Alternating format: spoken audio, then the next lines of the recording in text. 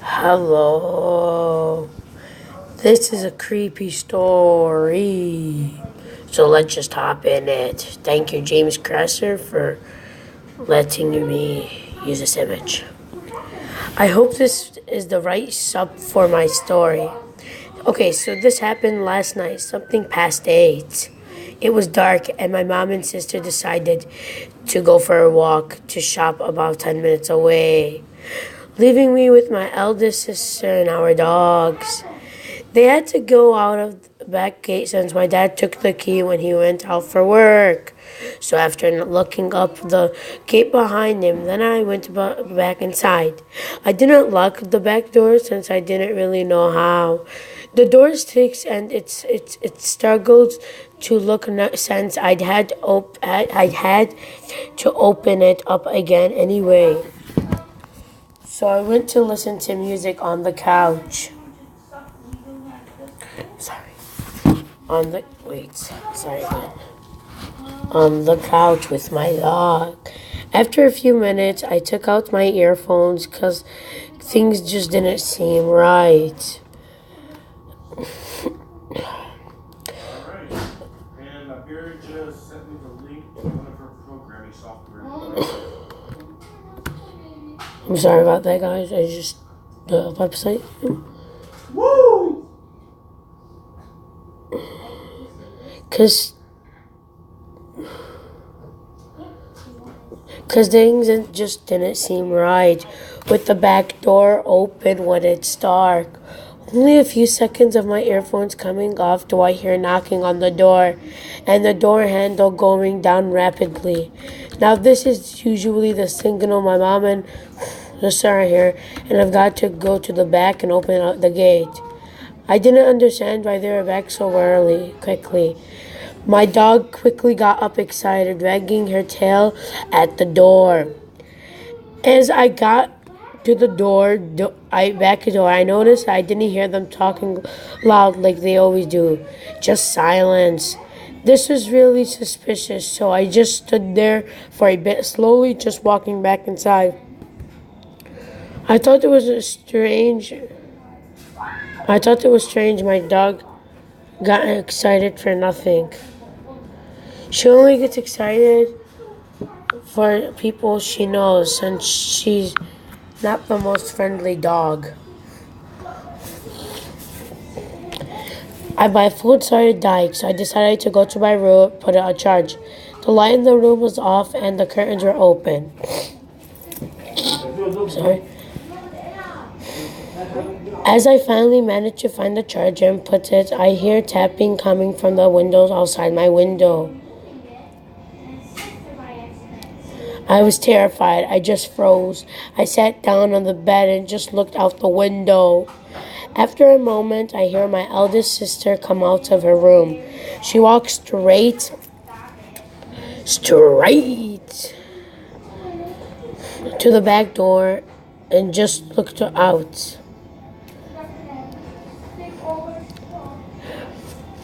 For a bit of background, my sister and I didn't talk anymore because she's a horrible person to deal with.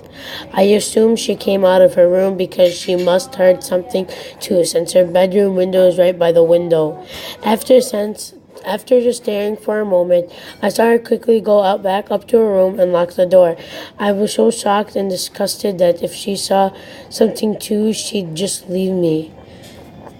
I understand that we don't talk, but a freaking warning wouldn't have been that bad. Finally, after a bit, my sister and mom came knocking on the door to tell me to open. I quickly ran out to open the gate and get them inside. Apparently, they didn't come back, so I didn't know who our dog got excited for. They managed to lock the door. I hope you enjoyed that one.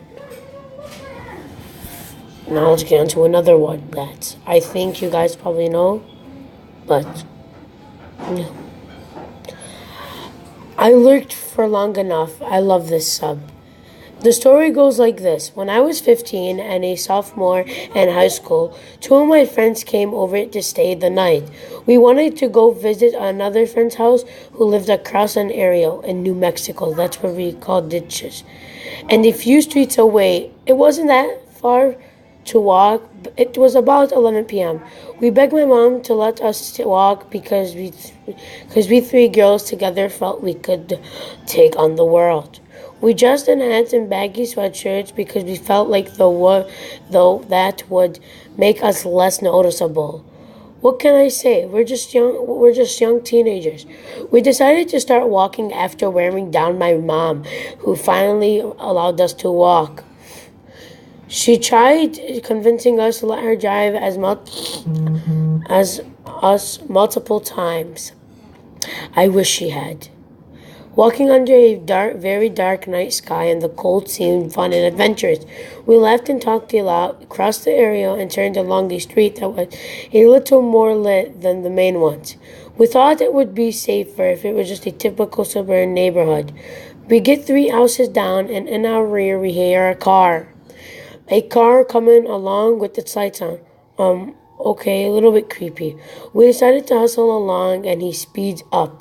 He was right next to us. He would speed up, he would do the same. He'd be slowed down so he would hear. A man with glasses driving alone, no one else near him. I was starting to get really scared. My heart was pounding, and I was regretting being a 50-year-old girl who felt it was a good idea to walk after dark. The man taps on his horn a little, not a loud honk, but a short one. He stares at us. Well, that's when we... Shut up! I'm doing a video. Freaked out. We decided right then and there we were going to knock on a neighbor's door to see if they'd let us in to call my mom. All the houses along the road were dark, so we rushed back toward the corner house just before the dark arrow ditch we could have to cross to get home. It was the last house that we could try. By the way, none of us had cell phones. This was 2001, and most high schoolers didn't have phones back then. Some phones and pay phones. Home phones and pay phones, I meant. Sorry. When we came back outside, the car was gone. We got picked up and home safe. We couldn't hardly get to sleep after the airline rush. It was one of the scariest moments of my life. What was even scarier was I rode my bike in a broad light daylight back to the house the next day to leave a thank you note for letting us and to use the phone when most people wouldn't. As I pulled around the corner, I saw the car that was following us in the neighborhood driveway. That has forever spooked me. I now have two kinds of kids of my own, and never will I ever want them walking around at night. So, stranger in the car following three teenage girls late at night, let's not meet. That's it for this story. I wasn't supposed to upload one, but I decided, you know what, you guys deserve a tiny bit extra, and I have a tiny bit extra time. So again, thank you a lot for supporting me on my journey.